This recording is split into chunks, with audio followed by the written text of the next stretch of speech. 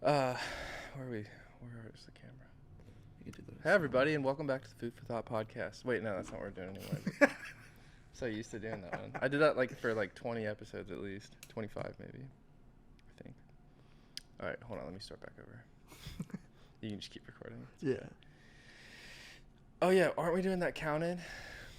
What? Oh, yeah. Like 5, 4, 3. You didn't say 2 or 1. Oh, you don't say 2 or 1. Why not? You just don't. Now, it goes... 5, 4, 3. Welcome back to The Alright Show!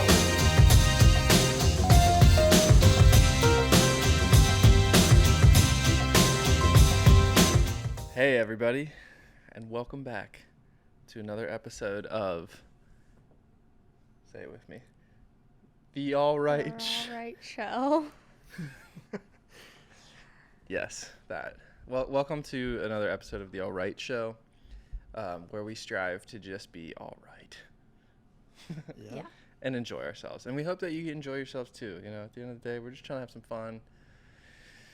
And, yeah, just have a good time with doing a little podcasting. So, where should we start, Morgie? Where would you like to start? Why don't we start off on a light note and talk Alright. about Logan Paul's whore girlfriend? Yeah, I'm not a big Logan Paul fan. I think he sucks real bad. He has a girlfriend. Like, dude, he has, He's like, actually a engaged girlfriend. now. So What? Logan Paul just got engaged to this Sports Illustrated model who is so Logan Paul's fighting Dylan Dennis in October, I guess.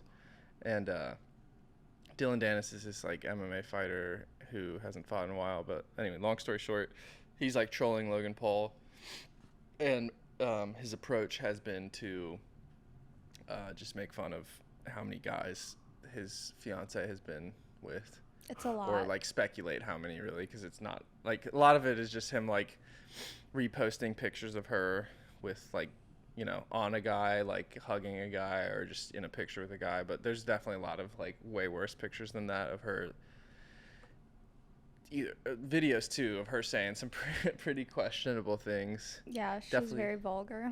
Definitely not the type of I would say she's not wifey material. Let's put it that way. Well, I think she is for Logan Paul, though. I think No, they they're- really deserve each They're other. kind of a match made in heaven, really. I Yeah, think they're both shitty. like Wait, what's her name? I don't know, I but have no idea. you do have a Probably computer in find front it of up. Yeah, you know. you. I'll figure it out. But the yeah, no, she's perfect for him because Yeah. he's kind of the same way. Yeah, Problematic they're as hell. literally a match made in heaven. Yeah. And I just think it's some mega bitch shit that Logan Paul sent, what was it, a cease and assist to Dylan Dennis? Cease and desist, not assist. Oh, yeah. Cease and desist. Yeah. I mean, I don't. For I think talking that's shit, a fact, that's what yeah. you do when you fight. Yeah. Like, Yeah. I mean, it's pretty hilarious that he's he's fighting Dylan Dennis, and Dylan Dennis is trolling him by mocking his girlfriend, which a lot of people have been saying oh, it's not cool to bring the girlfriend into it or whatever, but if you can't handle the heat, it's stay out fighting, of the dude. kitchen. People are gonna say some pretty horrible shit to each other, and yeah, exactly. It just seems like a pretty pussy move to Especially get the coming from legal things involved and be I'm gonna sue you if you keep talking crap. and dude. coming from Logan Paul, who's fucked over so many people and is just a giant piece of shit. You don't really have much room to tell somebody else to stop talking shit about you. You know? Yeah. Yeah. Well, I think he has very few people, if any, in his life that in his his circle at least that say how they feel for real about who he is, or they just don't think that way because they benefit from him. But I mean, you saw it with George Janko, when he kind of checked Logan or clapped back a little bit with some of the stuff, he did not like that at all. And I've seen enough of his content and people in his life that have came and went that it's he has done that with I think a what he lot of did people. to George was super wrong. Like, Yeah. he just constantly trashed him and put him down for his beliefs. Yeah, and didn't then, stick up for him. If anything, like, Yeah, because he was very big on God. And Yeah, he was like, talking about Yeah, God. and it's like, Yeah. even if that's not your thing, it's still not your place to put somebody else down, or especially like tell them they need a therapist because they believe in God. Like, that's super messed up. yeah, and he also, like, if anybody needs a therapist, I'd say he's a good candidate for Yeah. needing therapy. And then to not let him talk about anything after he leaves the podcast.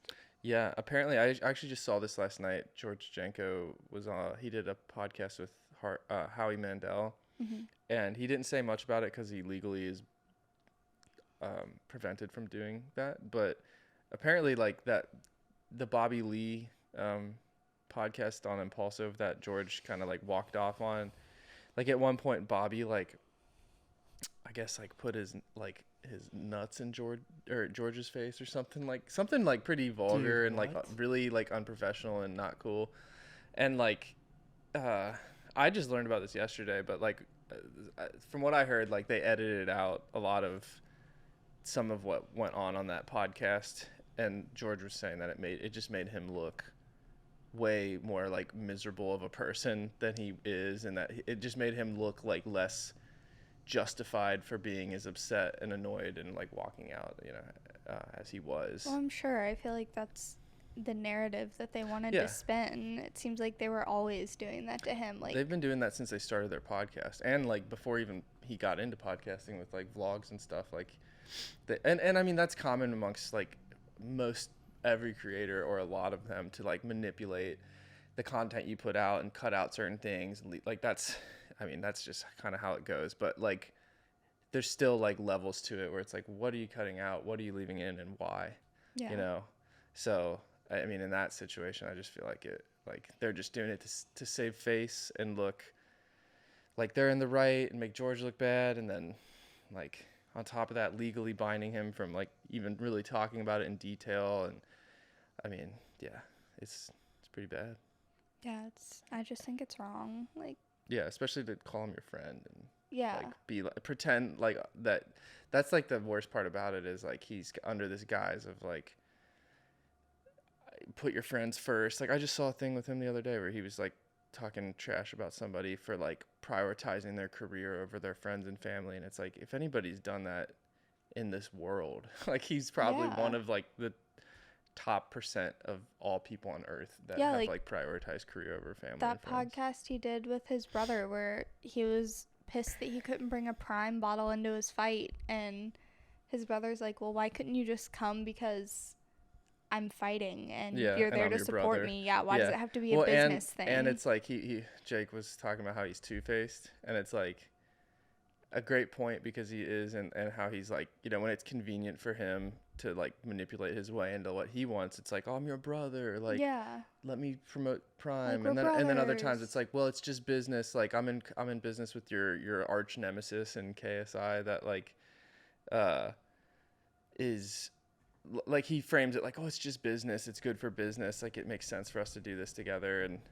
But then it's like, so you're like the loyal brother when it's convenient to you and it benefits you, but then when it like the tables are turned and Jake is like, well, you're in business with like one of my worst enemies, then it's like, It's just business. It's not personal. Yeah. It's like, it's just he's just the epitome of that. Like, yeah.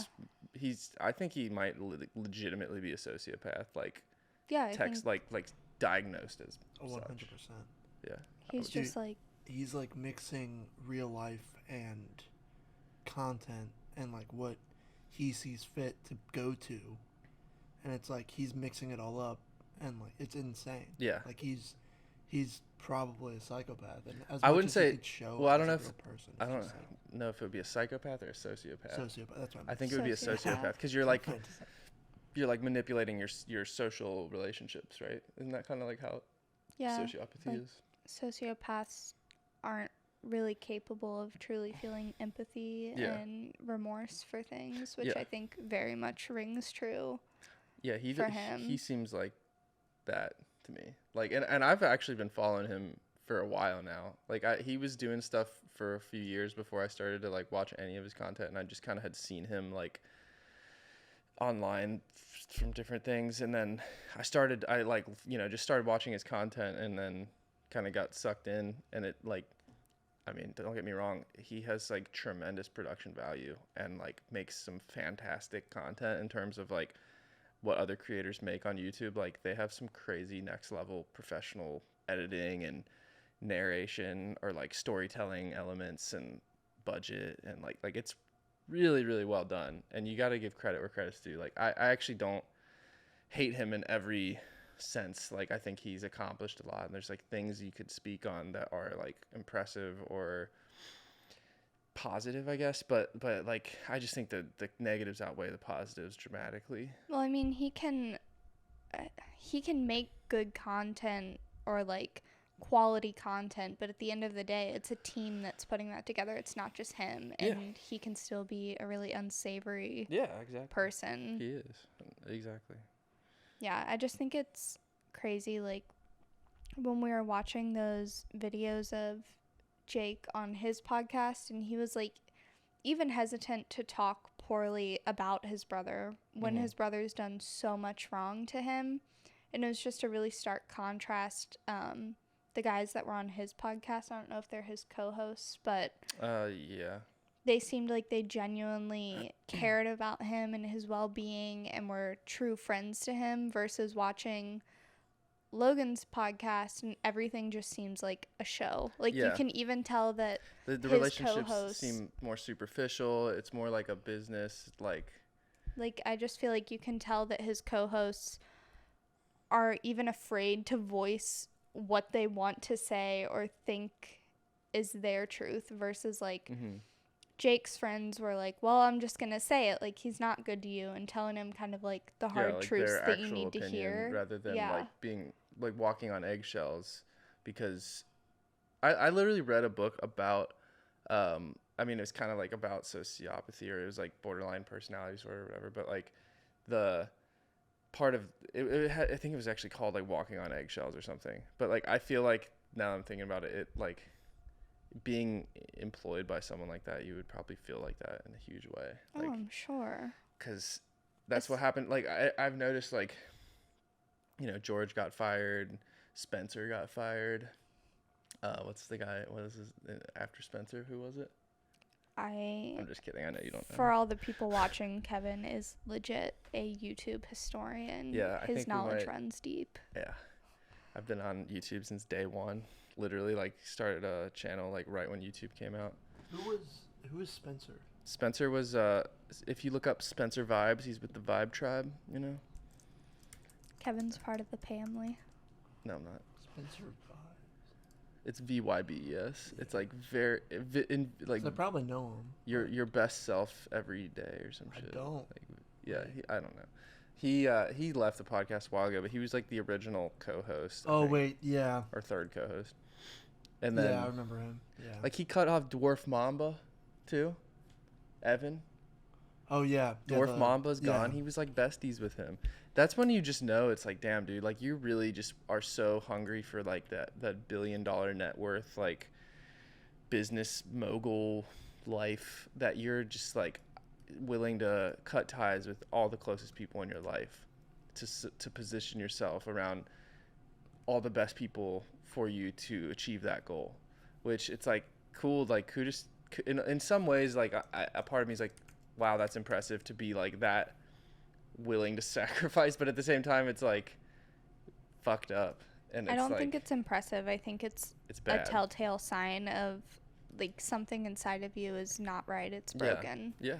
Because most people can't just cut ties with everyone they I love mean, I and think care he's still about. friends with that guy, but like they used to live together for years, and I mean, you know, granted, like there's people I've lived with and been closer with, and it's like sometimes life goes a separate way, you know, like you're not just gonna live together forever, like with some guy that you like met in college or something, Yeah, you know. I mean, but I know. but like, but still, it just seems like he just really like left everybody, moved to Puerto Rico to like evade taxes and like partner up with your younger brother's arch nemesis to start a brand because you know it's gonna make you a bunch of money, and like your fucking right hand man is like a love sack salesman that like weaseled his way into your corner. Like it's just crazy, dude. I just think it just goes to show, like, clearly the relationships in his life don't mean the same thing to him that they do other people. Like, Yeah. they're purely, what can I get from you and how long can I continue to do that? Mm-hmm. And when you can't provide me with anything any longer, our relationship has no use. Yeah, which would be Definitely like a like sociopathic yeah, type of for like, sure. path. It's or whatever. basically a creator's mindset nowadays. Like there are kind of two different groups now on YouTube. The creator mindset, which is Logan's mindset, and then there's the normal average person's mindset, where they're thinking of who they're creating with, becoming friends with them, you Yeah. know, like actually developing. How would you describe like the creator's mindset? The creator's mind, it's basically just grind, and everything's only for money and videos and views, and Mm-hmm. everything is a profit. Mm-hmm. And it's just insane to me to think that way. I do feel like that, not necessarily like the sociopathic tendency, but I do feel like we've talked about it before, how everybody is like just all about the grind all the time these days, it seems like, and Yeah. everything is like grind till you die. I wouldn't say everything is like that, but it's like a big part of the culture, or at least, I mean, I don't know if it's just, I was going to say a big part of the culture, especially for like younger generations, but like even older, you know, like middle-aged people or higher, but I think it's pretty toxic sometimes. I mean, it can be good. Like there's been times in my life where I've kind of adopted that sort of mindset and been like, just grind and work and like try to focus on my career and like building a business and like those sort of things. And like, I think there are benefits to like having that mentality, but it's like you want, everything's about balance. Like if you're just doing that, you're going to get lost in that, and you're going to lose like important relationships, and you're not going to put effort into building relationships and keeping and maintaining them and like growing them. Instead, you're just going to be growing your business and your net worth and your like whatever it is that you're shooting for, fame or whatever, you know? So I think there's just like, there's so many people who like idealize that, and it's not like all it's made out to be, I think. Yeah, Like, I think that's part of the problem, is it's like romanticized or idealized that type of mentality or mindset is the way to go, and that might be true for some people. Like, I don't want to knock it. I think it is beneficial for some people, especially people like you who are starting a business and you have to put in that kind of work to get to where you are today. But I think some people just take it too far, and it's like it can become really toxic, or maybe they don't even realize it, but they're making people around them feel like maybe lesser than or some type of way if they don't share that same mentality or mindset of like everything's a hustle, everything's a grind. yeah, I mean, like I was going to add to what I was saying earlier, and that like it's all about balance. And like if you're just grinding to work all the time and you just aren't like, you just become like disingenuous, I think, with people, and you don't keep genuine people around as much when you're like that. And I feel like if it goes both ways, where like if you're just trying to hang out with people all the time and like you want to put in the work too, you don't want to just like screw around all the time. But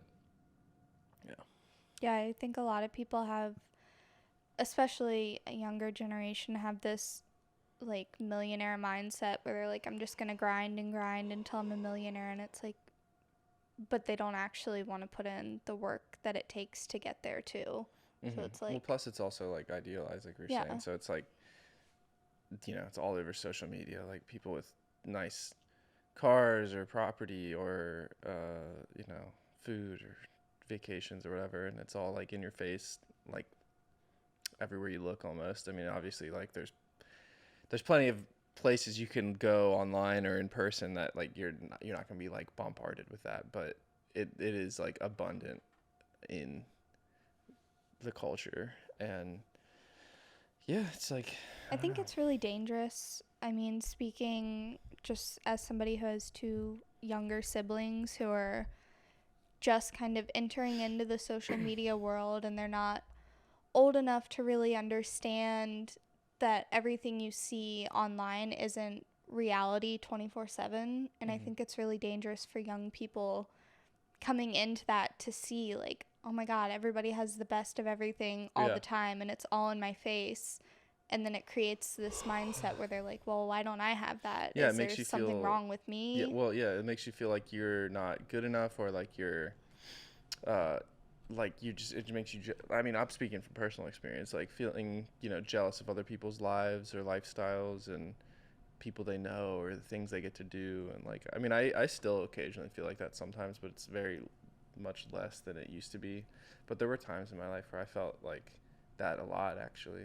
And a good amount of that was from watching like Logan Paul and Jake Paul content, Yeah. because they're all just like driving around in their supercars and they're like barely 20 years old, and they're just like on top of the world and have all these amazing like opportunities and ways to make money and stuff. And it's just like, I don't know, it makes you fucking jealous sometimes. Like, Yeah, and it's like you and I are old enough to see content like that and be like, yeah, but that's a show, that's not reality for everybody all the time, or people Well, only yeah. post the good stuff. yeah, I mean, go ahead, sorry. But it's like, especially younger kids, they don't have the life experience or even just the mental maturity to be like, well, social media is the highlight reel of people's life. Life isn't always like that, and it's okay if it's not. So if it's hard for us to fight those feelings, like, imagine how hard it is being a young kid and seeing that. Especially at the pinnacle with people like the Pauls, and there's so many other creators like that, but like using them as an example, like those are people who have like agencies that manage them and promote them and like help them organize content and create merchandise and like just all that different stuff. It's like there's so much behind the scenes that goes on, not to mention like the negative stuff that you don't even really get to see, or you might hear about sometimes, but you're not even really hearing about all of it. I think, are there cats trying to come in right now? I think so. Should I let them in? I think they Can are. you I can hear them. you hear that on there? Should I open the door for him? Let the floodgates They're open. at the door. Probably. You're gonna open it? Okay, Nick's getting it. Yeah, I mean, I just feel like you said earlier, their content is so well crafted and so well put together, and it's like, Gives you this perception that they're like perfect, or like their Yeah. lives are perfect and they don't have problems or whatever. And yeah, but it's like after a certain period of time too, they just become the face of the organization. What you don't see is the team that they have Yeah. behind them who are putting in the hours Yeah. and the time. Unless you dig deep and you do the research. Right, unless you're Kevin and you Or CoffeeZilla. Yeah, you can close it if she's the only one causing problems. Lupin. So you're under Lupin. Yeah. Yeah, it's like, it, especially as a content creator yourself, and it's like, I'm sure sometimes difficult to look at their content and be like, it seems so wonderful and so well put together. And as somebody who is a content creator and you have an amazing setup and you're just getting started, I feel like sometimes it could be, it's like you see that and it's like, I want my content to be there, but it's like, Yeah. you, It's really hard to get there, Yeah, especially it's when you like- don't have $1 million behind you. Like I was gonna say that, like Jake Paul, for example, got he when he was like 18 or something, he started seeking out like investors, and he was putting together like Team 10, right? Which, for those of you who don't know, was like a group that they called Team 10. It was like a content creator house of like him and his buddies, and like girls that want to do modeling and dancing, and guys that want to do gaming, and just making content in like a house and living together, kind of like a reality show, like a new age version of like Jersey Shore or Big Brother or something. Kind of like Hype House now. Yeah, no, Hype House was like stemmed from Team 10. Yeah. And like the way he explained it was like he wanted to be like Dr. Dre with like whatever his or was it Jay-Z? I don't know. Whatever like that rap group was. But like he went out and found investors, and I think he got like $1 million backing from Gary V. And like, you know, they bought him like a mansion in Calabasas, but he didn't actually own the mansion. Yeah. Nobody would, but you watch his content and 95% of people, if not higher, don't know that. They're just like, wow, this dude's only like 18 or 20 or however old he was. And they're like, he's got 5 expensive ass cars and a mansion worth $4 million on like the hills of Hollywood. And it's like, yeah, but he didn't even buy it. Like, yeah, that's it was what like I mean. a company that bought it for him, and they're a marketing company, and they market him, and he makes the money, and they own like a percentage of his like business endeavors or whatever. I mean, I don't know exactly how it's all set up, but yeah. So there's a lot more than meets the eye with all those types of people. Yeah, and I think that's like, I talk about it kind of a lot, but I think that's why social media can be so dangerous, especially again for younger people who don't know things like that. And I don't know, I just wish there was more transparency, or I don't know, like I think social media can be great. It can be used for a lot of good things, especially for business owners and just keeping up with people in your life, especially if you don't live near family and things like that. Yeah, and just for entertainment and stuff too. Yeah, for sure. Like there's a lot of funny stuff, and I learn lots of new stuff on social media all the time. Yeah. But it can be, I'm not a fan of I'm only ever going to post the best things that happen to me on social media and make my life out to be something that it's not, because it's not fair to people watching who may then feel like their life, which is Inferior. perfectly fine and normal and good, is less than. Yeah. Because I'm making it out That's, that way. yeah, you said that earlier too about like being a creator and seeing people like that can be discouraging. Like I felt discouraged like throughout my 20s a lot, because like I wanted to make cooler content, and I would see like, you know, Danny Duncan making cool videos, or Jake Paul or Logan Paul or like whoever else, and you know, it's just like it can be really discouraging actually. And like, you know, like Jake Paul now has definitely taken like a different path than he used to, but I feel like even when he talks about wanting to be encouraging and stuff, it's like you say that now, but like that dude put out so much content that was basically just like, I'm better than you, fuck you, you know? And that was kind of like the message behind it. And it's like, I appreciate, like, I don't like hate that guy. Like I think I know, and in some ways I'm a fan, but like he definitely like contributed in personally in my life, like, and some of that's me like projecting or whatever. You can't necessarily blame everything on other people, but like making content like that just can, speaking from personal experience, make you feel like you're not good enough, or like you have what it takes but you can't figure it out, or it's just not coming together. And then you see other people who it's like it just seems so easy for them, and like it comes together so quickly for them, and it's just like it can be so discouraging sometimes. Yeah, absolutely. And I think like no shade to people who make really amazing great content. Like that's super awesome, but just be more transparent about the journey you took to getting there, and what your reality is like now making this content. Don't make it out like it's so easy and it's nothing and it happened for me overnight. Like people want to be able to relate to you. People want to see like, you know, he made it, he's super successful now, but he worked for it. These are the steps he took to get there. It wasn't like he woke up one day and this opportunity was just at his front door, you know? Yeah. I think that's where people get discouraged, is people aren't transparent about what it took them to get where they are. I mean, those two guys will talk about how hard they work too, and I actually would say that those are two extremely hardworking individuals, like both of them. Even as, you know, as much of the like negative shit as you could say about either one of them, like they both say that, but it's sometimes some of it's just the bravado and like attitude about it too. It's like just the like superiority complex of it, you know? Like a little bit of humility will go a long way. Yeah, exactly. Yeah. But enough about the Paul brothers, please. Okay. Did we ever talk about the wasp attack on here? No. I almost don't think so. got killed by wasps a few weeks ago. Yeah. Did we Maybe talk about it? Yeah, about we it? talked about it last Okay, one. well, never mind. But I still have a scab from one of these wasps on my leg.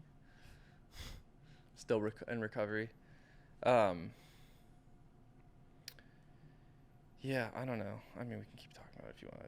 I know we're only doing like an hour, so I don't No, want to like it's fine. talk about them too long. But yeah, we did watch the Nate Diaz Jake Paul fight. That was pretty good. We did. I personally am a Nate Diaz fan. I am too. I think he's the king of Stockton. But I wanted Jake Paul to win, and I thought he would. And I called it out years ago when Jake Paul got into fighting, and he was talking shit to Nate Diaz. I used to play Apex Legends with Matt Niemeyer. Matt, if you ever see this, you were wrong, and I was right. And I fucking told you, dude. I was like, I would play like Apex with him and like this dude David, and like I would be like, dude, I'm telling you, like Jake Paul's he's better than you think, and he works super fucking hard, and he's got all these resources, money, shit. Like he's gonna probably be pretty good if he takes it really seriously, as he has been, and if he stayed like consistent with that, which he did. And you fast forward, like I remember specifically talking about the two of them fighting, and him literally telling me like that will never happen, like because it's just not even like a close contest. And then you fast forward years later, the fight gets lined up, and then Jake Paul wins the fight. It's Yeah. like, oh, what do you know? I mean, he worked hard and he earned it. I just hate to see Nate lose, but I mean, I didn't even really mind watching him lose, to be honest. I wish I fucking bet. I say that like every Jake Paul fight. I'm like, I should have bet, because I feel like I feel like the betting odds are gonna get harder and harder now that he's a little farther into his career. He's gonna face like harder opponents with like more of a mystery of like who's gonna win. But early on in his boxing career, like all the opponents he was fighting, it was like, it was like a no-brainer. It's like if you have money, you should have just bet the house on it. Like Gibb or Ben Askren or Nate Robinson, all those people. It's like an obvious answer to me, but I never bet on it. well, maybe next time. Yeah, I don't know, because next time he'll be fighting. Who do you say he's fighting next? He said he was gonna do MMA against Nate Diaz. Like I don't know how that would go. I thought he was gonna rematch Tommy Fury. Yeah, that's another one, but he already lost to him, so like that's a hard fight to bet on, because I don't know that he would win that fight. Or like KSI. Like I feel pretty confident that Jake Paul would beat KSI, but I don't know. I feel like that I could probably bet on that Well, one. I mean, I feel like you say this, and then he would win, and And you'd then be I'd be like, like, well, "Oh, I I should have knew bet on it it." because I knew he was gonna win. I know, like, that's what I do. Yeah, no, you're right. But it's like the Tommy Fury, like he already lost to him. I think that's fair. I don't know how that fight's gonna go. And then like Nate Diaz and MMA, like I could still see Jake Paul winning that, to be honest with you, because Nate's like pretty old now, and he's not in like the best shape, as we all saw in his last fight. And Jake Paul, I don't know, he's just fucking training super hard. He's got like a wrestling background from a young age, and he's been boxing like specifically. So anyway, I could definitely see him winning that fight, and I know people are gonna disagree with that, but well, we'll let the people decide. And let us know in the comments who you think would win. yeah. But I was gonna just have like an abrupt transition to the next talking point. But now here we But- are, but easing now I into the just- next talking point. Yes. So go ahead. So Morgan was shopping the other day, or was going to go shop the other day. I was, for all my girls out there, I was gonna go for a hot girl walk at Target. But What is a hot girl walk at Target? I'm not familiar. a hot girl walk is just what we call when you go for a walk by yourself. It's like, I think it originates from like a meme that's like all hot girls have stomach issues, and it like stemmed from that to like all hot girls go for walks, and like I don't know, it's like a trend. Okay. But yeah, I was gonna go. Kevin was actually working on his electrical upgrade, which is almost finished. Finally, a long time coming. I spent so much money recently. It's hurting. Yeah. But The wire, I had to buy a wire, like 4/0 wire. Nobody's gonna know what the hell that means. Some electrical mumbo jumbo. But I had to buy, like, we're installing a 3-phase 400 amp service at my shop. We had to dig like a 230 to 250 foot trench from this telephone pole, which we had to get a telephone pole installed to begin with, which was expensive. Then we had to get a permit and all kinds of stuff, electrical plans, architectural plans and drawings, and work with the city and an engineer and an architect, and then the engineer from the local utility company, and eventually got a permit, and then got a trench company out to dig a trench from the pole to the shop, which was also expensive, and then had to get like PVC conduit that you put in. We had to get Schedule 80, which is like more heavy duty but also more expensive. And then we got, I thought we were only doing one PVC, but we ended up having to do 2 paths of PVC conduit, which ended up, you know, like the first path was like 3 times more than I was expecting, you know, 2.5 to 3.5 times more. And then it turned out that we actually needed to do 2 paths. So I was like, oh, I already spent like 3.5 times more on electrical wire and stuff than I was planning on or thinking it might cost. I didn't really know, but, and then I realized or learned that I had to do 2 paths, so it ended up being like 7 times more. And then, you know, on top of paying for back ordered parts that I had to wait for literally over a year for, and it was just like such a headache trying to get what we needed, partially due to COVID and stuff like that, supply chain issues. But and then we still had, you know, to pay people to help pull wire, and that was just such a freaking job, but we got it done. So anyway, sorry, I just wanted to explain that. It's a little bit of like a subtle flex, like, yeah, I spent a bunch of money, but it also sucks. Like, I don't know. It's definitely been a long time coming, but I'm glad to see it getting done. And now that also means that your auto will be up and running soon. So if anyone needs t-shirts printed, hit us up. Yeah. Get custom apparel. Do it. If you need any such a bad start. If you I just like let me start over. Hold on. If you need any custom apparel, go get some. Yeah. What he said. That was cool. You nailed that, Nick. But yeah, anyways, so Thank you. Sorry, I kept it down. Okay. Kevin was working, pulling wire, and I thought that I would go for a little walk at Target. A hot girl walk. A hot girl walk, as one does when they don't have any friends. And Oh, that's so sad. Why would you say that? so yeah, You I don't was have gonna. Friends? You have friends? What are you I mean, I talking have about? friends, but none of my friends really live around here, except for Michelle. Michelle, friends to if walk you ever watch this, Shout out. you're a real one. We hope you and CJ get through what you're Hard going times. through today, and that's all I'm gonna say about that. Yes, Michelle, thank you for being my friend. We're hoping for the best for you both. Yes. Sincerely. So yeah, I was gonna go for a walk at Target because that's just what you do when you're bored. And anyways, I got to Target and got out of my car and was walking in, and like all of a sudden a whole bunch of people start running out of the store, like hands up. I had no idea what was going on, and everybody was like yelling, "Shooter, shooter." And so I just like froze and kind of panicked because I didn't know what was going on.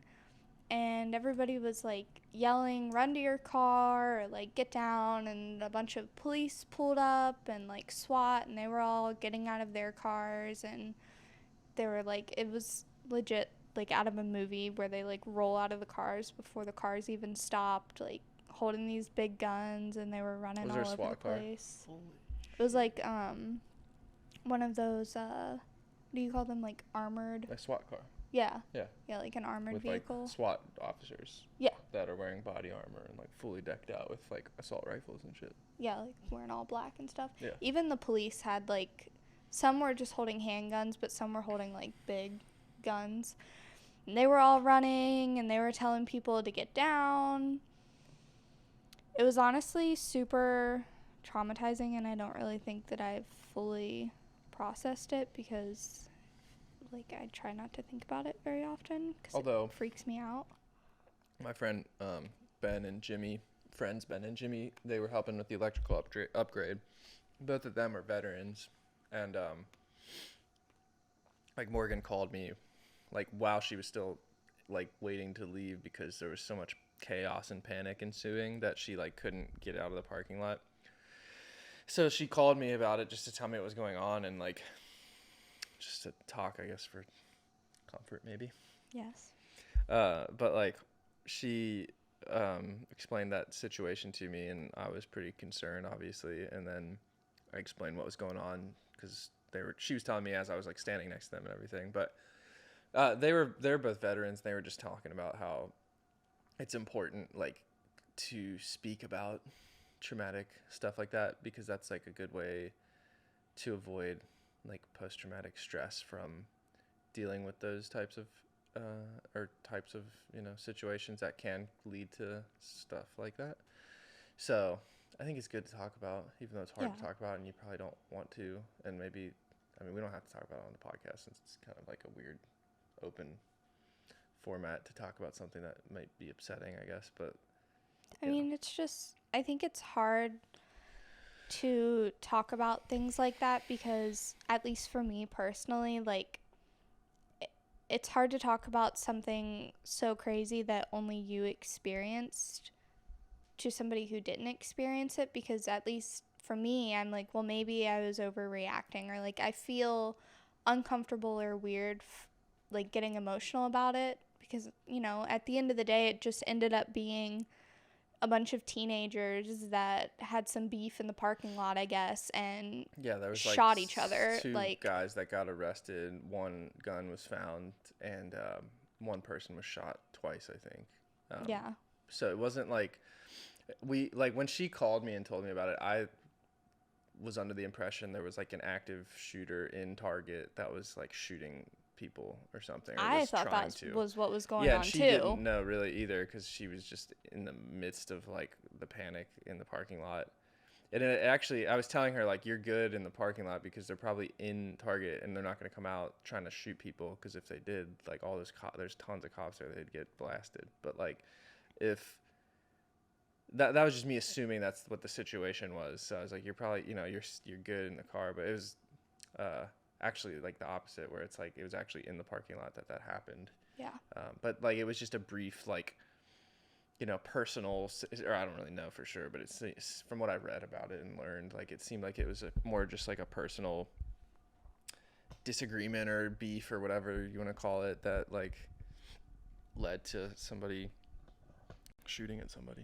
Yeah, so like I partially feel like almost ridiculous for being emotional about it because it ended up not being that big of a deal, so it makes me feel a little bit like insecure to talk about or something. But I mean, still with the situation that it was shown as, Yeah. it's still okay to have that reaction to it. Yeah, and even if it wasn't even after learning it wasn't an active shooter and whatever, like, you're entitled to like feel how you feel, Yeah. It's not like wrong of you to feel like, triggered by that or whatever, however you want to describe that, but like that's fair and like reasonable too, because it, like, if I try to put myself in your shoes, or just anyone, even like vicariously just living in an area where like that kind of stuff happens from time to time. And I know that kind of stuff happens all over the country, a lot more in some places than it does around here. It doesn't really happen around here that often, but there are definitely shootings around here and stuff. And I don't know, it just like it definitely makes you feel a little less comfortable and safe just on like a regular basis. And Yeah. especially with like the state of some people these days and just like all the conversation about, mental health and firearms and active shooters, and just there's just so much like division and stuff. So it just definitely doesn't instill any feelings of like confidence or like safety. It's definitely the opposite of that. It was definitely like, I mean, for me being there by myself, all I could think was like I needed to talk to you right away. Like that was the only way I was gonna feel at ease or safe, was if I could just talk to you and like hear your voice, that I would feel a little bit calmer.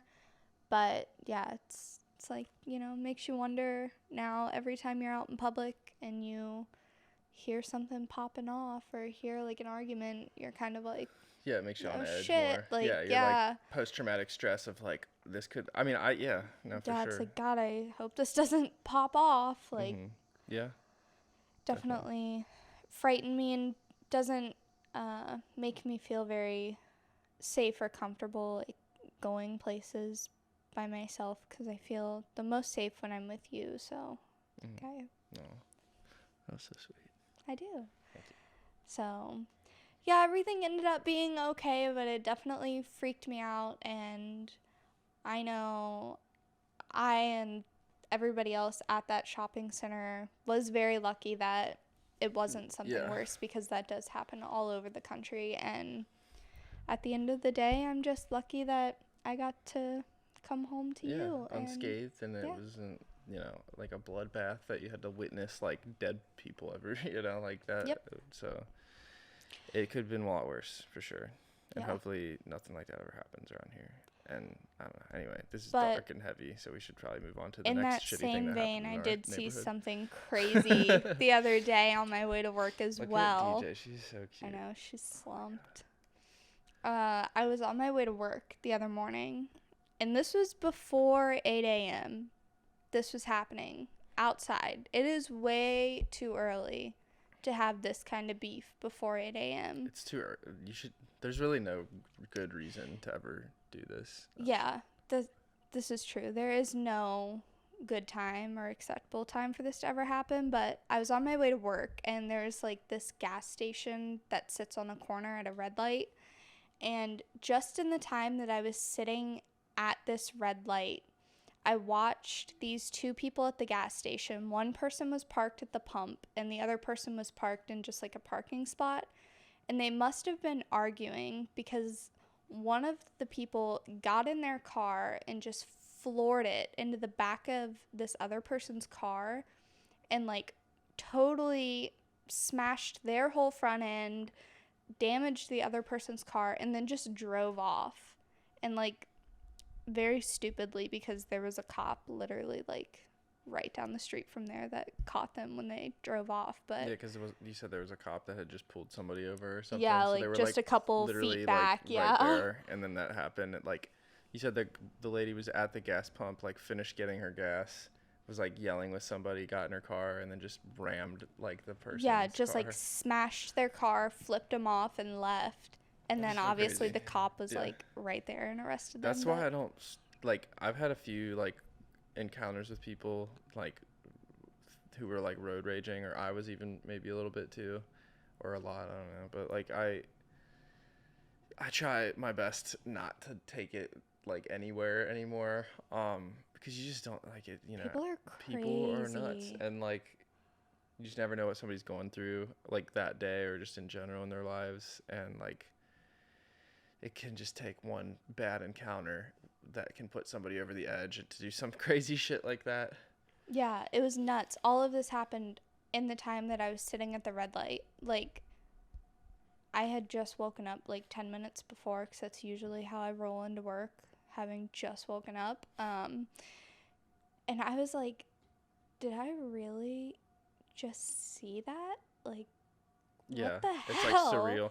That's Yeah, like when I I was was like, driving to what? I was driving to play tennis, like I don't know, 2 months ago maybe, something like that, and it was probably 3 months ago, I guess, maybe. But there was like a car in front of me, and it just rolled right through a red light, almost as if it was like idling, like no foot on the gas, like just going super slowly forward, and just started to veer like just super like gradually to the right, and then just never corrected, went over the sidewalk, went straight through like a city trash can, and straight through a telephone pole. Dude, what? Yeah, right in front of me, literally the car directly in front of me.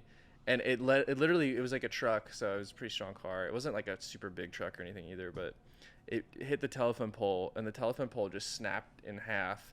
And the top half, it was like 3/4 of the pole was connected to the wires, and it swayed like into the street, you know, like a lot because of the pressure of the car hitting it or whatever.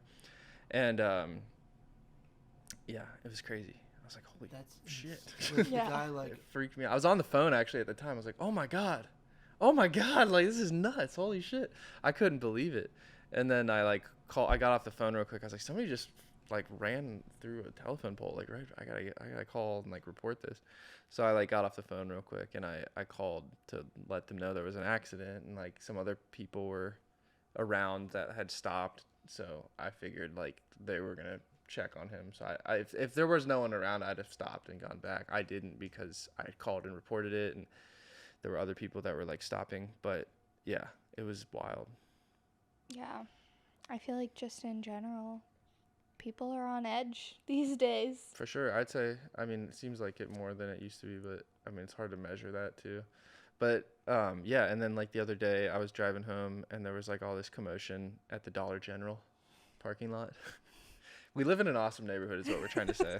It's really nice around here. So if you're like looking for a place to move, the West Side is where it's at. But yeah, there was like some people in this parking lot, and there was clearly like a fight or multiple fights that had broken out, and all these people were just like all worked up, and this kid's like doing his cool like yeah, and he like got his phone out, and he's like, you know, like doing this shit and like, you know, whatever, flexing on the talk or the gram. Yeah. One or the other, or both. Yeah. Yeah, some crazy stuff has been popping off in our neighborhood lately. I know. I hope us talking about this isn't gonna like speak more into existence, because I'm kind of over it, to be honest. It's exciting over and it gives you something to talk about, but I'd prefer if it just didn't happen. I prefer to not have to suffer the trauma to have something to talk about. I'm sure I could find plenty of other things to talk about trauma-free. Speaking of that, and sorry, you were about to say something. I was just going to say, that being said, I would not consider some of these areas our neighborhood. We're adjacent to them, but it's I mean, I used to literally live neighborhood. like 2 blocks away from that Dollar General. Yeah, but that's your old house. Yeah, but it's like maybe 5 minutes from here, if that. Yeah, I consider probably. our neighborhood stopping at like Santorini's, really. I'll claim Santorini's. Yeah, I mean that's all Cheviot. Yeah. So. And the Target thing is Western Hills. Yeah, and I mean technically I think the Dollar General's Westwood. Yeah. Technically my old house was Westwood, but it's like right on the border to where it's like. Yeah. One or So the we don't live in the hood. We live hood adjacent. I mean, there's just little like pockets of like. Yeah, honestly, if you're businesses not and, like, from the area, abandoned businesses. it's and like stuff hard to that. explain, but overall we live in a nice area. I think there's just like these pockets. It's pretty of- nice. There's definitely nicer areas, but there's definitely worse areas. Yeah. So I'm not trying to make it out to be like we're living in like some horrible area, but it's also could be better. Yeah. I think that's also just what happens when you live on the outskirts of a City. major city. Yeah, Yeah. exactly. Like, it's just how it is. Yeah, and we also live in like a little city within the city too. Yeah. So it's like Game Time, the bar, there's always like fights there and shit. Yeah. And like they had to give it a curfew, and there was another bar, somebody who was like shot and killed recently, and now that bar is closed down. This is a depressing podcast. Just kidding, but we are just talking about some like Well, I'll change heavy the shit. subject. I'm trying. All All right. go What ahead. I wanted to say was that on a brighter, lighter note, some positive thing that happened yesterday for you. What was that, Morgan? Oh. I officially published my book. It's a poetry book. You can find it on Amazon in roughly 24 hours. It should be ready. It's called The Daydreamer's Book of Poems. And I'm pretty excited about it. I've been writing poetry since probably like middle school, I think, was when I really first started getting into writing like pretty seriously, like saving things that I would write.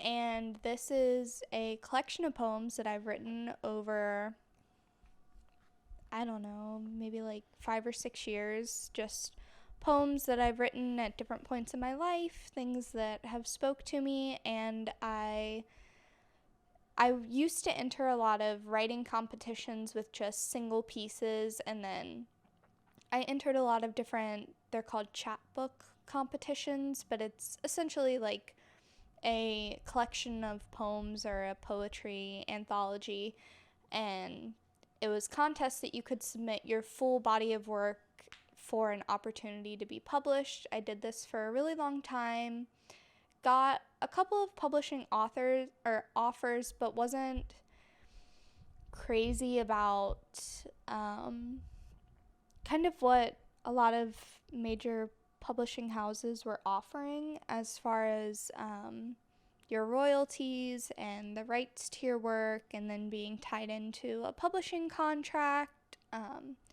At least for now, a lot of people that I've talked to or other publishers, kind of the gist of it is that poetry doesn't really sell very well. Like, nobody, unless you're Rupi Kaur, becomes like super well known from poetry. Never heard of him.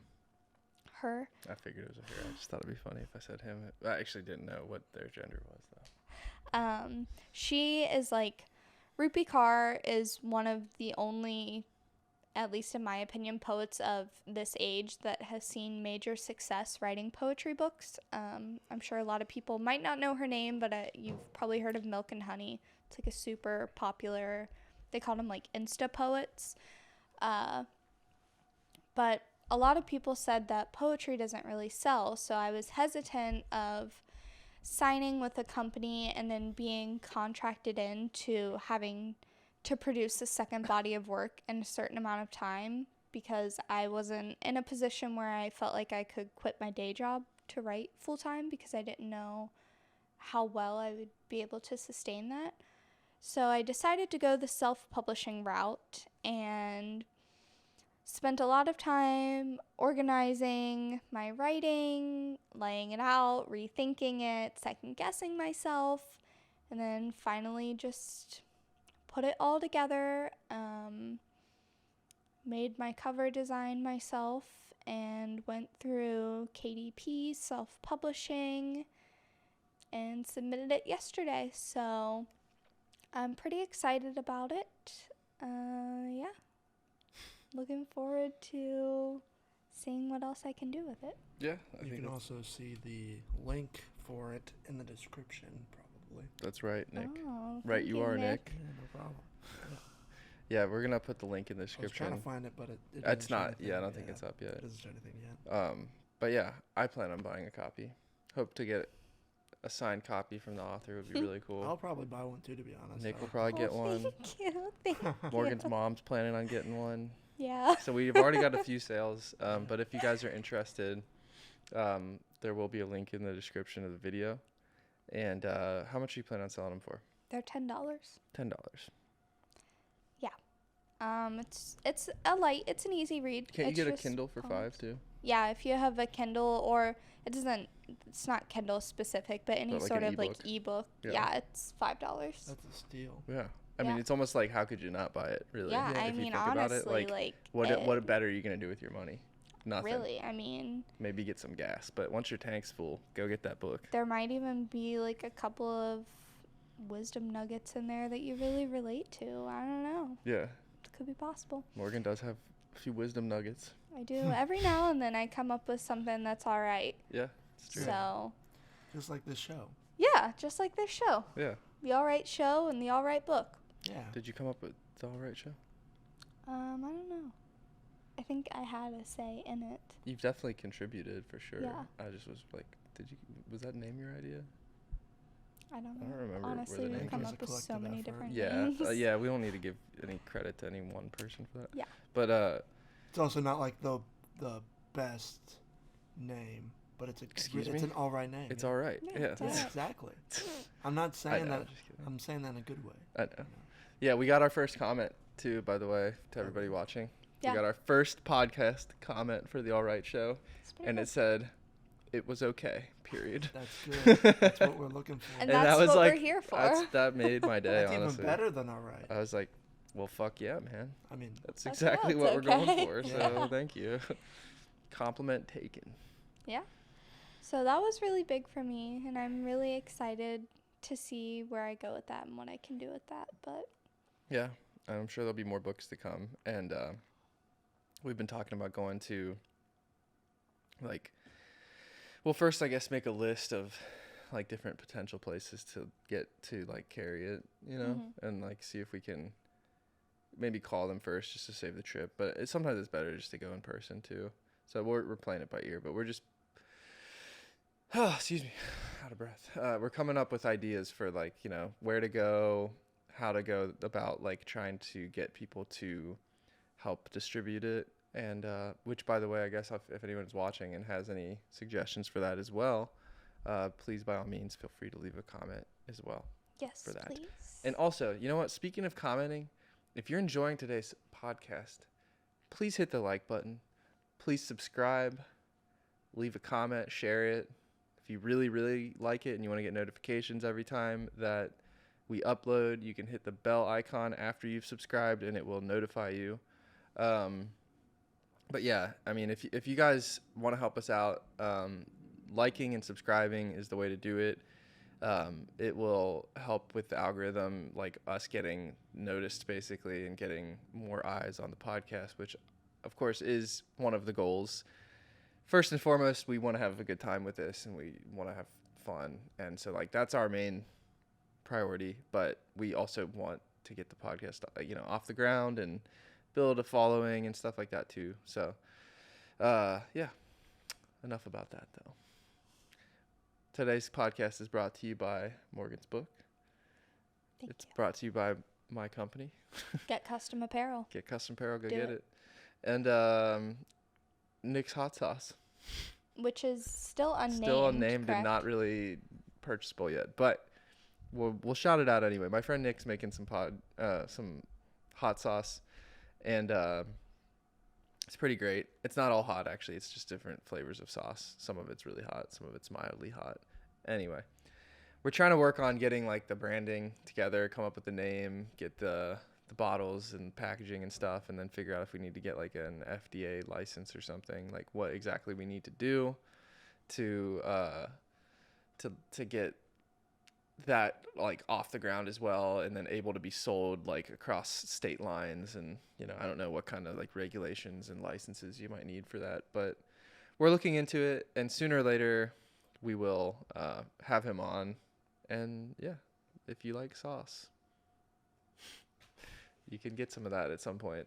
Yeah, it's pretty good. It's all right. I myself have tried a number That's of actually really good. different sauces, and they're good. I was Yeah. just saying it was all right because we're like the All Right Show. So Yeah, you know, the all right hot sauce. everything's just like all right. It's all right. It's okay. Yeah. No, it's actually really good though. Like I'm really impressed with his sauces.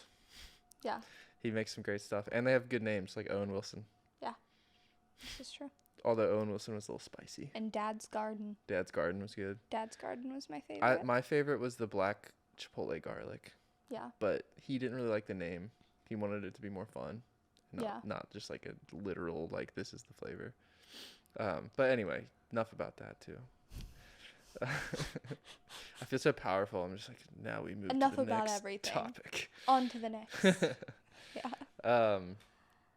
I guess we could. How long have we been going for, Nick? about an hour and 4 minutes. Okay. You want to wrap up with the Sunday event? Sure. So Sunday, Morgan and I went to the Western and Southern Open. It's a Masters 100, or I'm sorry, Masters 1000 ATP tournament, which probably sounds like a foreign language if you don't know what I'm talking about. It's a tennis tournament. It's one of the 3 largest tennis tournaments in the entire world. They call them Grand Slams. It's a Masters 1000. ATP is just like an acronym for the Tennis Association. I don't actually remember what it stands for, but it anyway, they have oddly enough, one of those 3 tournaments in Cincinnati, Ohio, of all places in the world. Like, it still blows my mind that we have like such a prestigious tournament right in our home town. But anyway, it's pretty great. We went to the finals last year, and that was awesome. Morgan treated me to go, which was, thank you.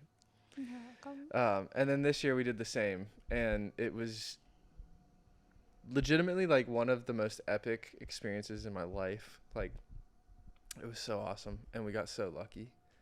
And yeah, luck was really on our side on Sunday. It was. I will say my only thing about the Lidner Family Tennis Center, why is there no shade? Lidner family. Well, there Can is you shade, but answer no me this? They have shade for like the food court and stuff, but yeah, no, like Such when you're limited sitting by, shade. there's very little to no courtside shade. And it was for the 100 actual, like, degrees courtside people. outside. Yeah, like literally it was 100 out. A And it lady was had to so be hot. carried away in a wheelchair It because was it was just, so hot it and was there was unbearable. no shade. And like we got there like pretty much right when it opened, Yeah, maybe right like around 20 minutes late, 11:30 30 or minutes so. late or Yeah. so. And because I wanted to get autographs. So going into the tournament, I was like, okay, there's 2 guys that I think are going to make it to the finals because they're like 2 of the best players in the world right now. And they both were just in the finals at Wimbledon, which was a few months ago. And their names are Carlito Alcaraz and Novak Djokovic. And Carlito is currently like 20 years old. He's already won a few Grand Slams, I think, amongst a bunch of other tournaments. And he's just like an incredible prodigy and like a young goat in the making.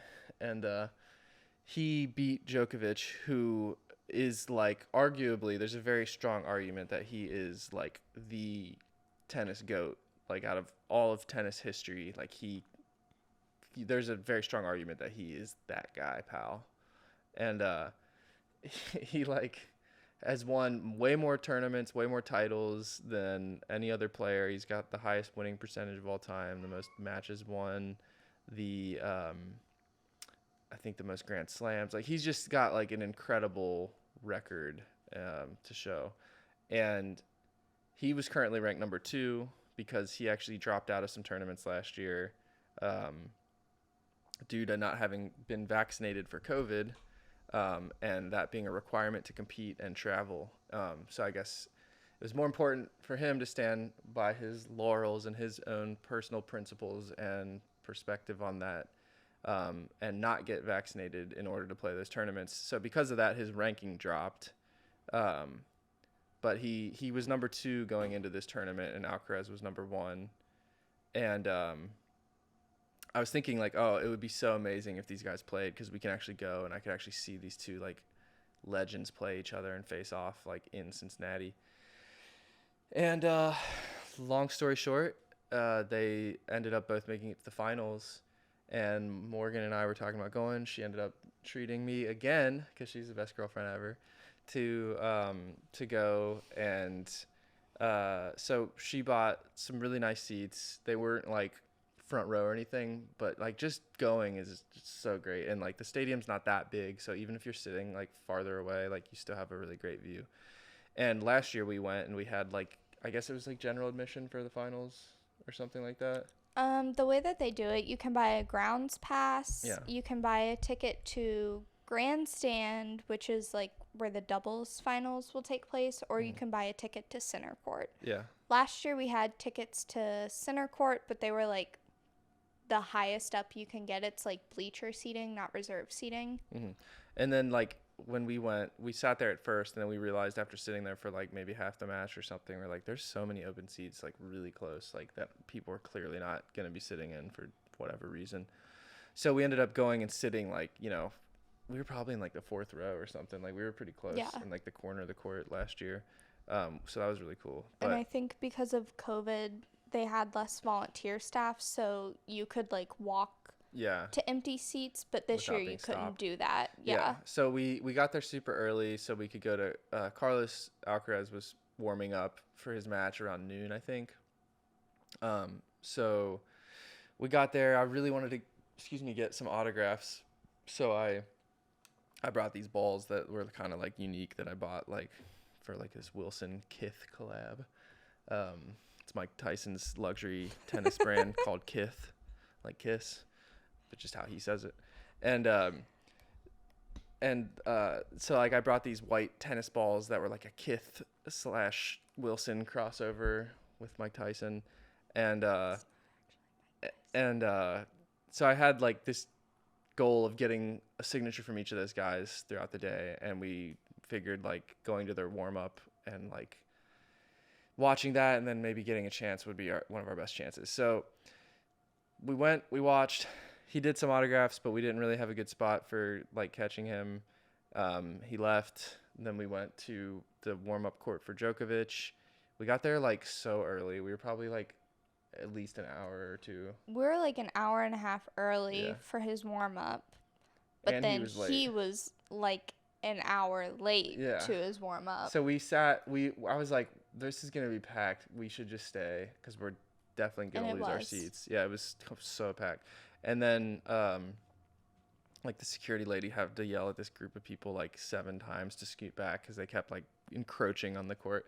And then he finally came out, but I mean, we sat there for like 2 or 3 hours, probably like in 100-degree weather with no shade. I was dying. I like literally was like, I did not feel great, and neither did she. And I was so sick. it was like I was thirsty, and like to get a cup of ice was $5. And that's just Just ice. for ice no in a water. cup, like without water.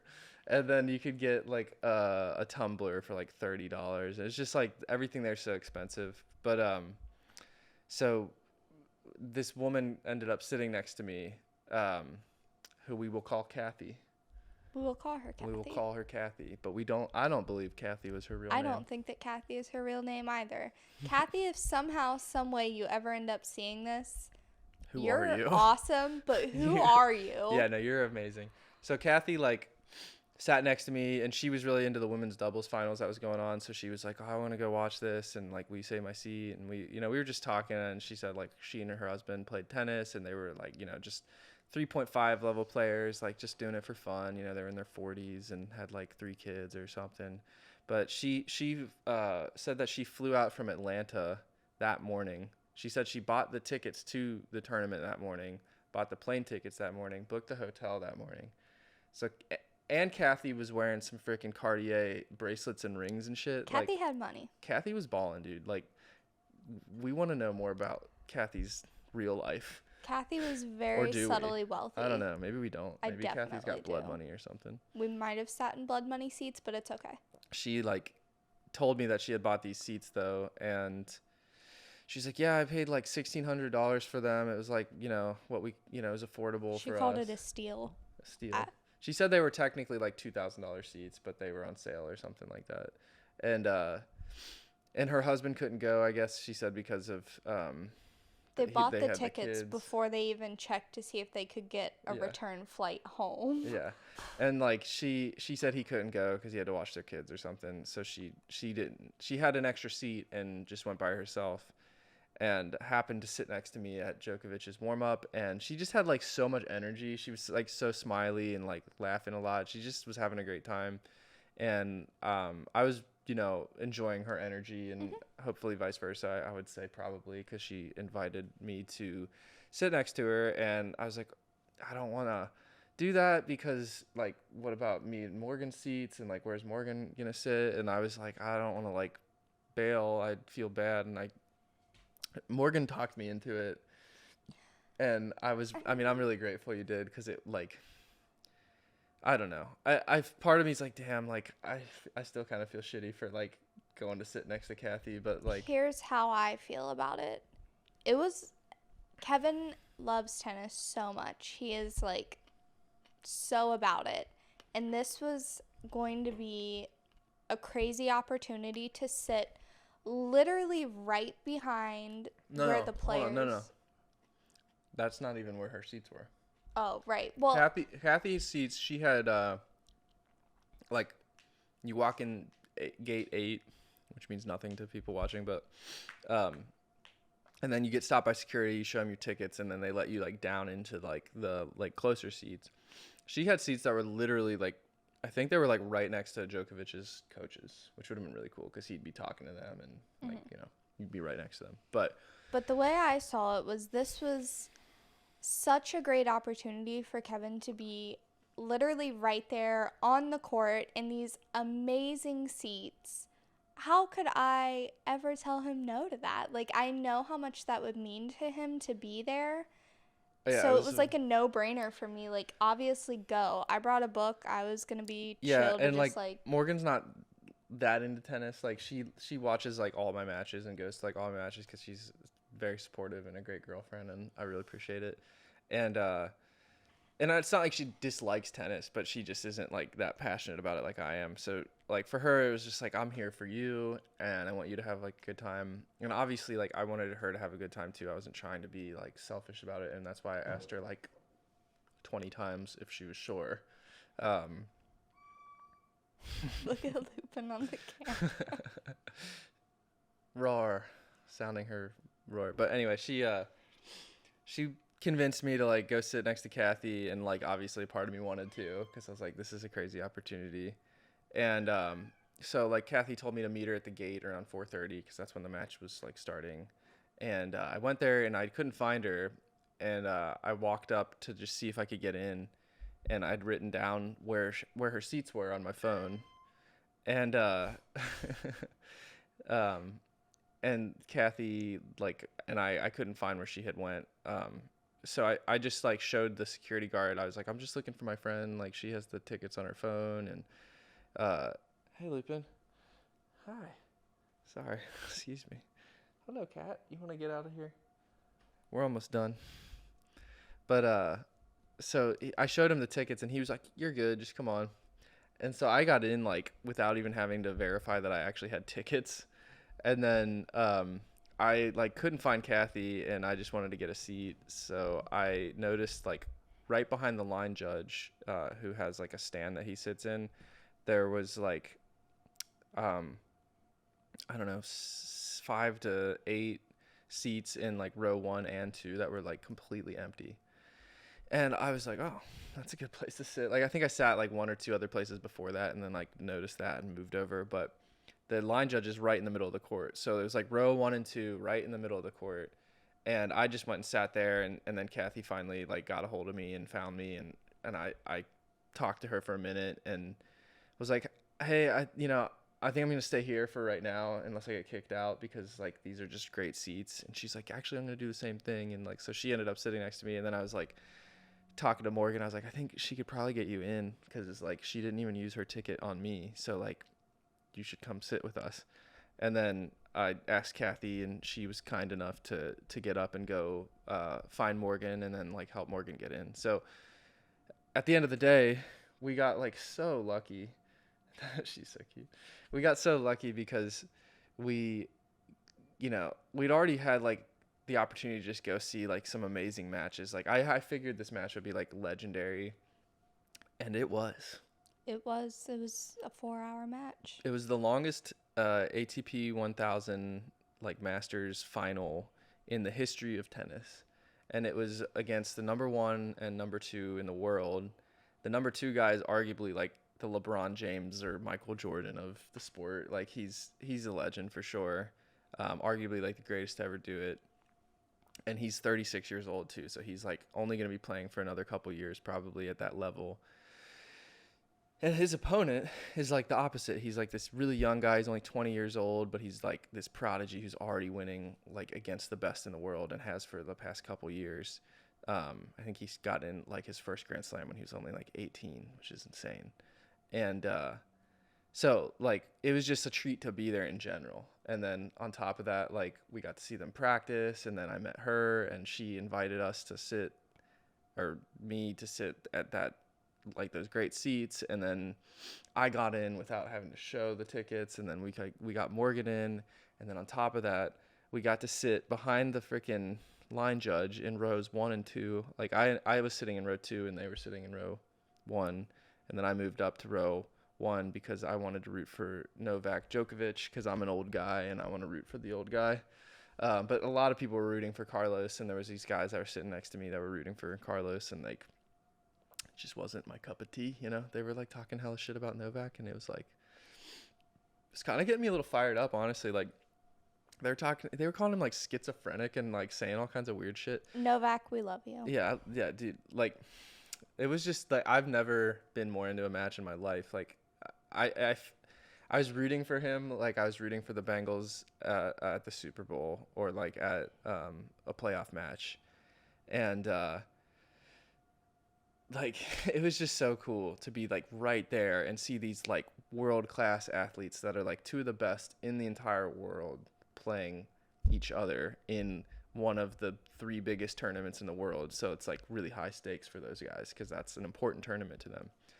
And yeah, just so much luck. And the match itself ended up being the longest in the history of the sport for a 3-set final in ATP 1000 tournament.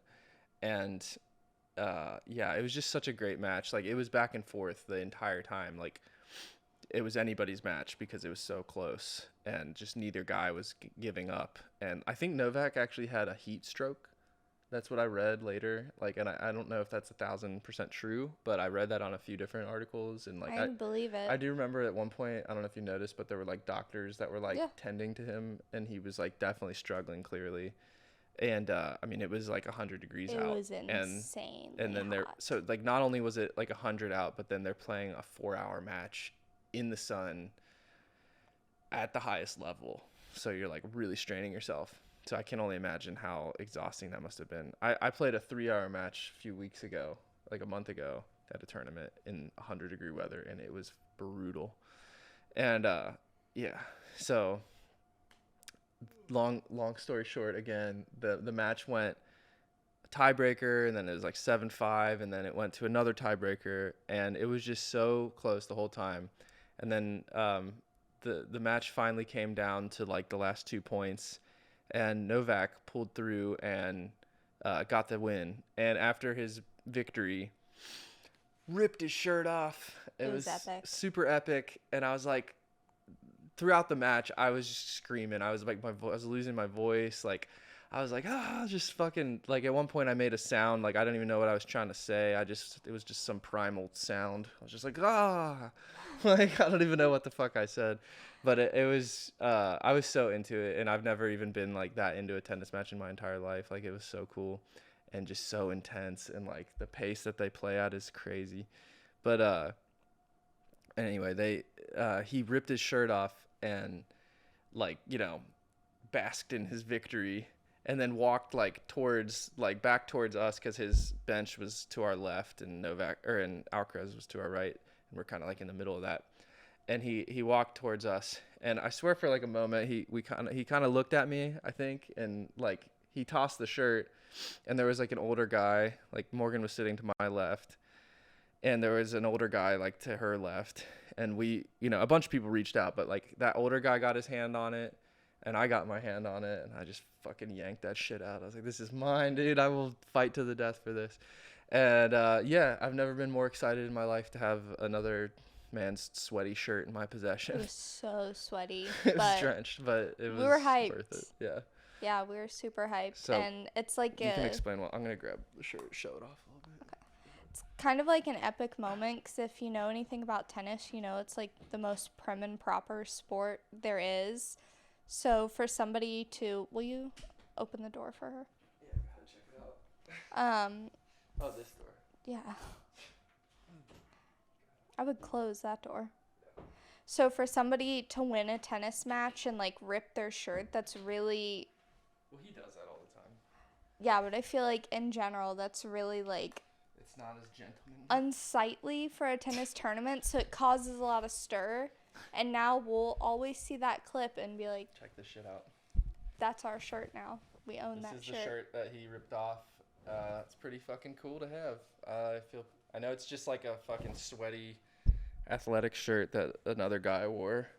But it's more than that. Yeah, it does. It says, oh, that's cool. It says positivity and energy, mental, it's like embossed in there.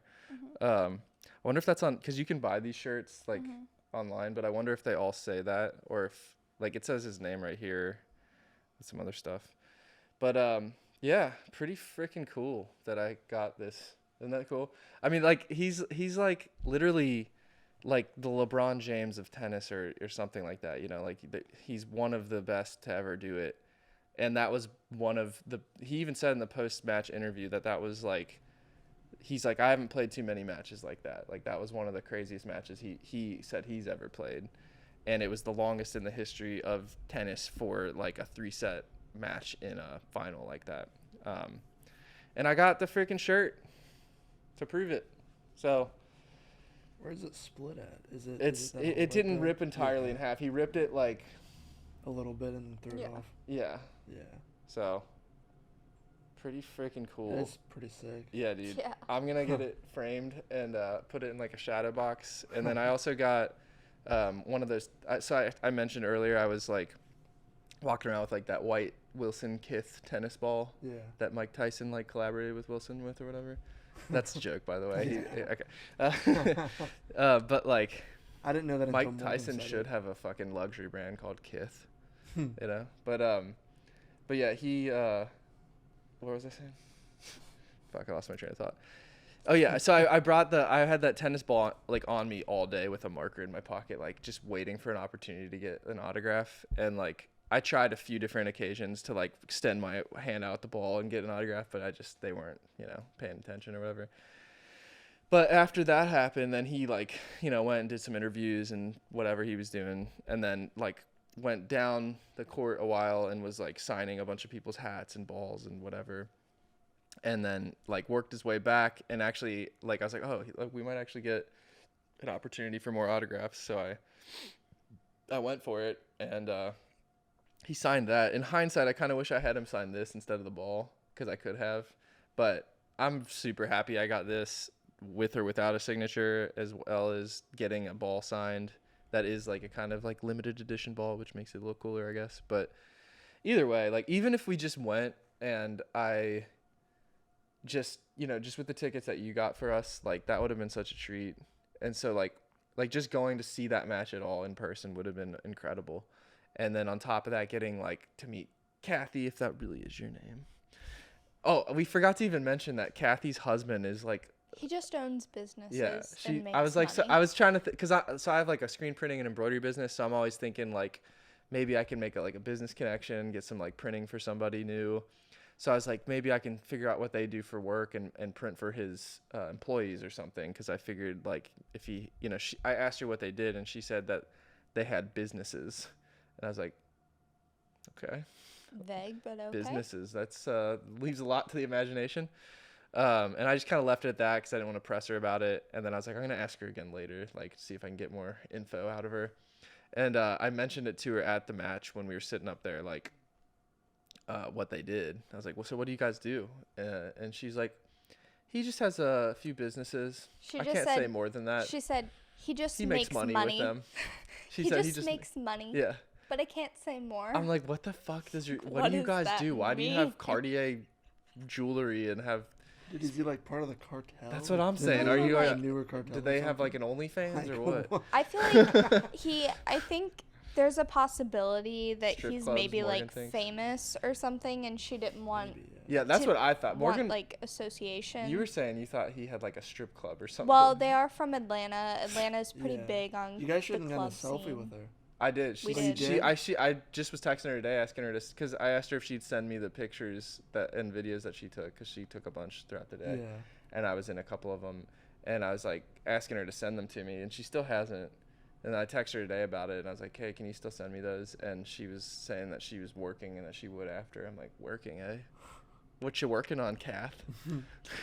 I Working got on it, a little man. few projects. Yeah, just some I projects think to make he's- money, Right. He's either famous and she didn't want to cause a big scene. Yeah, that's what I think. I think he Or- was like somebody that you might be able to look up, and like she'd feel like her safety would be in danger. Potentially, or they just live in Atlanta and he's in the club scene and Yeah, who knows? doing. It's probably nothing too. I know it's probably Yeah. not. It's fun to imagine though, but it's like, why wouldn't she want to tell Yeah. us? Like what? It's weird to me that. Well, it's I not- mean, it I could don't be know. Just weird if your private. husband owns a bunch of strip clubs, be like, yeah, we're in the strip club business. Like, You know. might not be Yeah. something that she Or wants even to if he's- broadcast. Yeah, or even if he's just successful with like a more what I would consider respectable line of work in owning a business. Like Yeah. like if he just had like some big Fortune 500 company or something, you know, and Like it's- if he bought out a company. or yeah, and she or, like doesn't want you yeah. like me or anyone strangers to know that like they have a lot of money and Yeah. maybe she'd feel like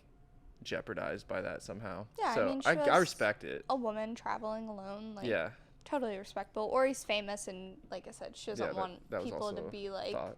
yeah, be like, oh my god. Yeah, but I really want to know. I maybe she was texting me about it after too. She's like, she sent me a screenshot of like a forum on like a Facebook post where somebody said like, whoever got that shirt is gonna have like the power of the Hulk or something, and I'm like, yes, the power of the Hulk in my hands. And they're saying something about like, I don't know, like that shirt being worth a bunch. And she was like, you're gonna have to split that with me, and I was like, I'm never selling this shirt. Like, Like, I'm first of all, sorry. Kathy, we wouldn't even have that shirt if I didn't You grab it, for one thing. But I do probably feel like I have owe her. so much more money. No, if I ever She did sold get it, you those seats, didn't she? kind of, yeah. I mean, she got me into like where her seats were gonna be, and then I ended up Yeah. sitting in those. But I was gonna try to like sit where she and I had gotten seats anyways, and just move up regardless. But We wouldn't have been able I to don't this think year so. with security. They Yeah. were very, they very were way tight more strict about it this than year. they were last year. Yeah. Yeah. So I, in a Was way, this I'm last like, year or this year? this just happened Sunday. Oh, okay. Yeah. Yeah, we would not have been able to move seats That this shit year. made Yeah. my day though. I've never like felt so excited about like just going to a sporting event or something.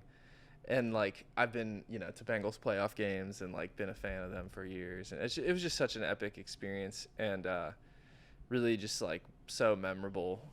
So again, thank you so much. You're welcome. It was such an awesome time, and yeah, I don't know that I'll ever see a better tennis match than that, because that literally I think is like a classic like match for the ages. Like it was like a historical match in my opinion. It was amazing. Well, this man works very hard and definitely deserved it, Thank you. and glad to do it. And Yeah, do it again next It year. was good timing too, because I just spent like a couple weeks working my ass off on this electrical upgrade, and it was so exhausting, and like just a lot of that going on, getting up super early, having really long days, and like the tournament was just such a reward for that, and then to get lucky like that was, I don't know if it was good karma or what, but it felt like it sort of. And regardless of what the explanation is, like it was just such an amazing, memorable experience, and I'll never forget that. So thank you so much. It was awesome. You're welcome. But yeah, I think we're gonna wrap it up, and just want to say thanks everybody for watching. We're gonna try to do these more regularly, but we're just kind of juggling a few different things.